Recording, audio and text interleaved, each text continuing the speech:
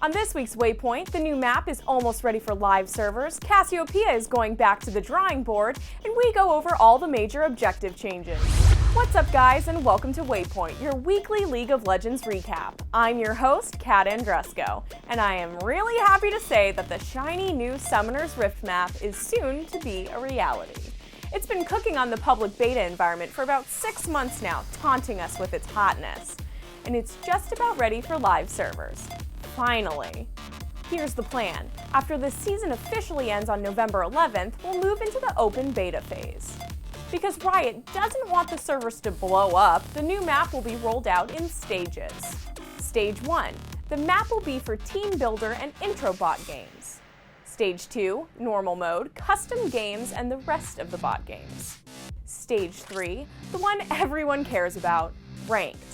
The current timeline of the rollout is expected to be several weeks, but delays are a possibility. Riot wants to do this as quickly as possible, but server stability is a priority. Also, in case you're concerned, Riot is very aware that many of their players don't have the most up-to-date gaming machines. Seeing as they like money and like having millions of players, the new map will be as toaster-friendly as possible.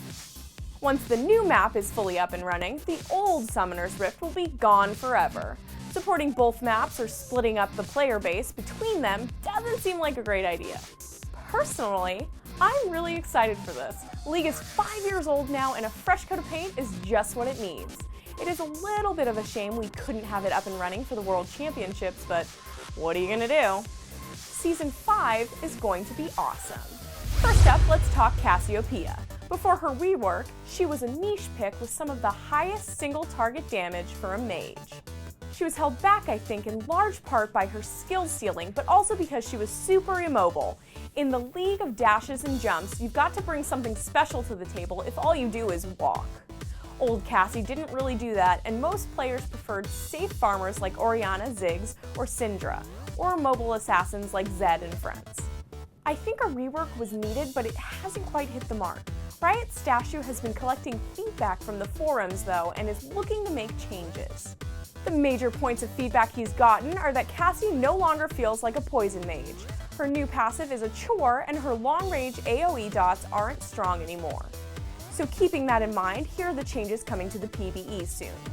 Her passive will no longer stack on poison unit kills or on Twin Fang casts on enemy champions. Instead, it'll automatically stack once every 6 seconds, and for every second an enemy champion is poisoned. Her passive power-up points should come at around the same time, although that could change. Boring or not, you'll have to keep in mind that at 400 stacks, she gets a free Death Cap passive.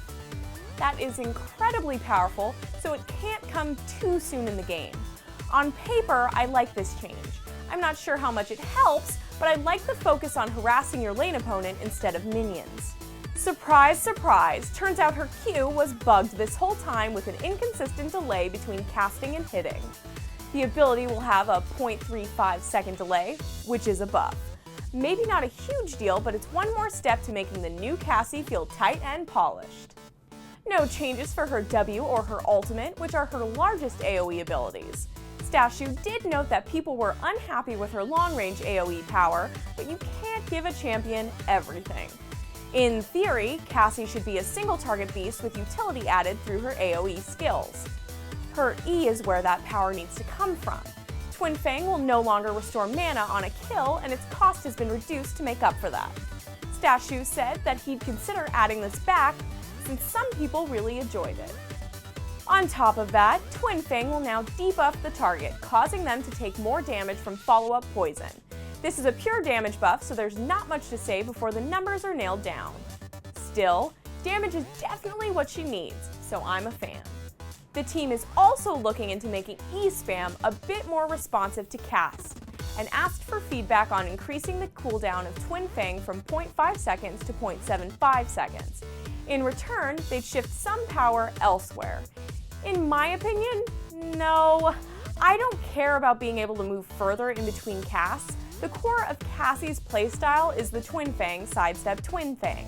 That's always felt awesome, and I wouldn't want to change that. Still, I'm glad that Riot is continuing to work on Cassie after her rework. She's a fan favorite, and I think it's literally been 3 years since I've seen her in a competitive match. Literally. First up, Riot has posted a detailed overview of what's changing with objectives. Let's just go down the line. First tier turrets. No changes except for some minor stat tweaks that affect all turrets. These stat tweaks are mainly just to clarify how much damage players do to turrets. So nothing to worry about. Tier 2 turrets will be getting a regenerating shield that's shared with nearby friendly champions. Until the numbers are finalized, it's hard to say how much of an effect that'll have. On paper, it's meant to help teams that are getting destroyed by a poke comp. It's a fine line between nerfing poke comps into the ground and helping the defenders. So I don't expect the shield to make a huge difference, but I could be wrong. The biggest change by far is coming to inhib turrets. They'll be getting a beam that damages, slows, and reduces damage output on a single champion. The longer it's focused on a single champion, the more powerful it'll be. Dragon will no longer be a gold-based objective. Instead, killing it will grant you a permanent stat boost. You can follow the link below to look at the exact boosts in details. Although, they're not all final. The general idea, though, is that it differentiates dragons and turrets. Right now, if one team takes dragon and the other gets turrets, it's pretty much an even trade. Plus, the fourth time you kill dragon and on all subsequent kills, those bonuses you collected earlier triple for 3 minutes and your attacks start burning enemies. That makes dragon very relevant in late game. Finally, Baron. The health and mana regen has been removed.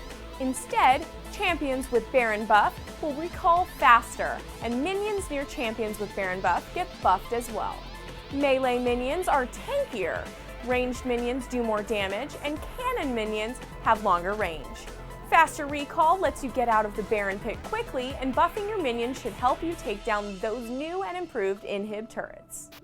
Overall, I like the Dragon and Baron changes.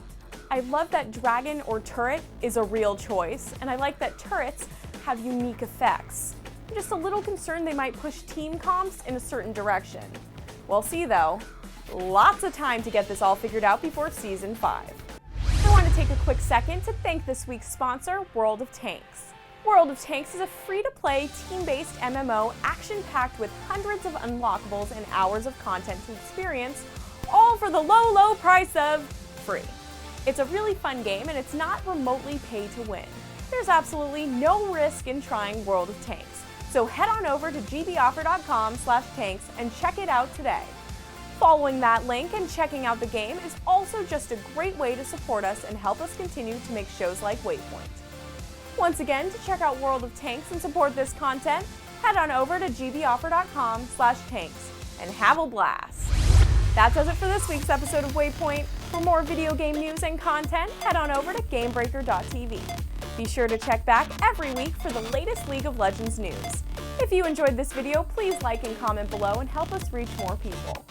And if you want more League of Legends content, recaps, and updates, be sure to subscribe to our YouTube channel, LolNationTV.